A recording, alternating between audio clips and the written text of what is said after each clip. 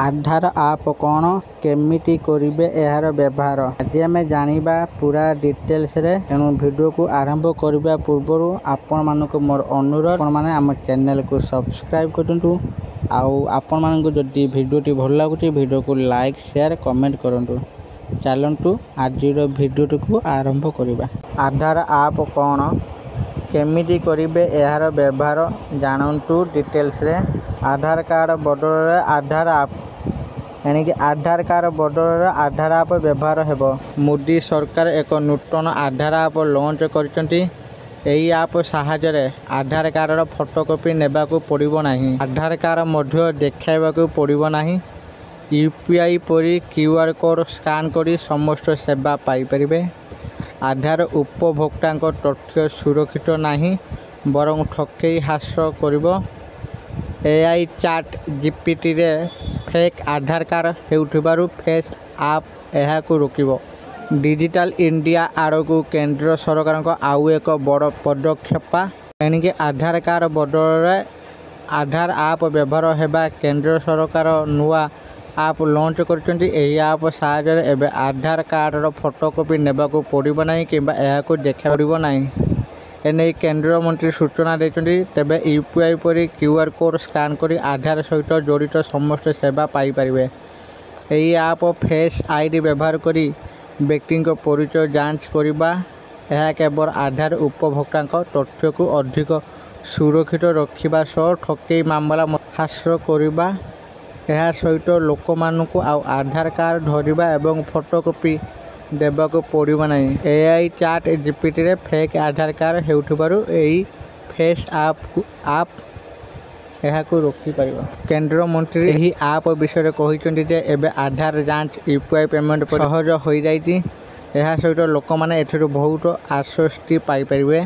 आपन को जणाई देउती जे एही आप वर्तमान बीटा परीक्षण रे अछि एवं खूब शीघ्र समस्त पाई उपलब्ध हेबो। Social media platform X ray सूचना पोस्ट करी कहिसंती जे एही आप माध्यम रे उपभोक्ता माने एबे केवल एक क्यूआर कोड स्कैन करी किंबा अनुरोधकारी एप्लिकेशन व्यवहार करी डिजिटल भाव सेमानकर आधार विवरणी जांच एवं शेयर करि परिबे।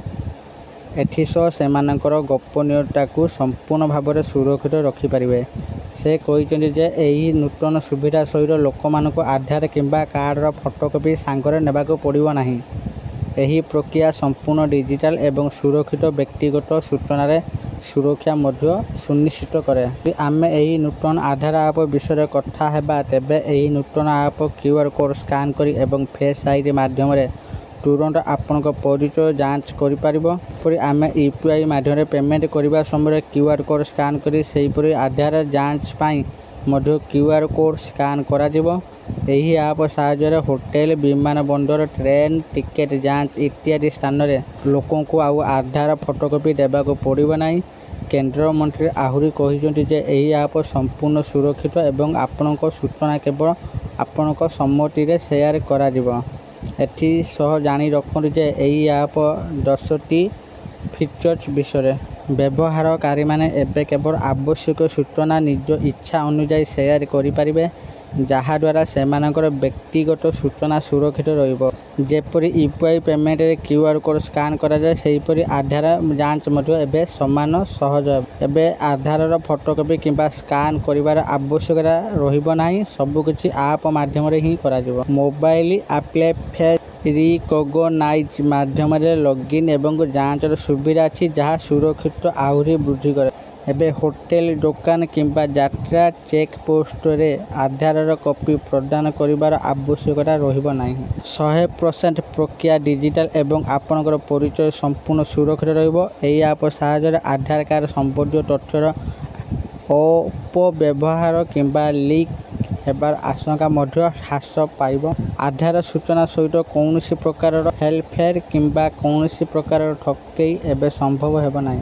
आधार जांच बहुत कम समय एवं सहज उपाय करा जाय परिबो। पुराना पद्धति तुलना रे एथिरे उपभोक्ता गोपनीयता अधिक मजबूत हेबो। आशा करछि आपनकू ए भिडियोटी भल लागिथिबो। जदि आपन मानकू ए भिडियोटी भल लागुछि दया करी आपन माने ए भिडियो को लाइक शेयर कमेंट करंतु।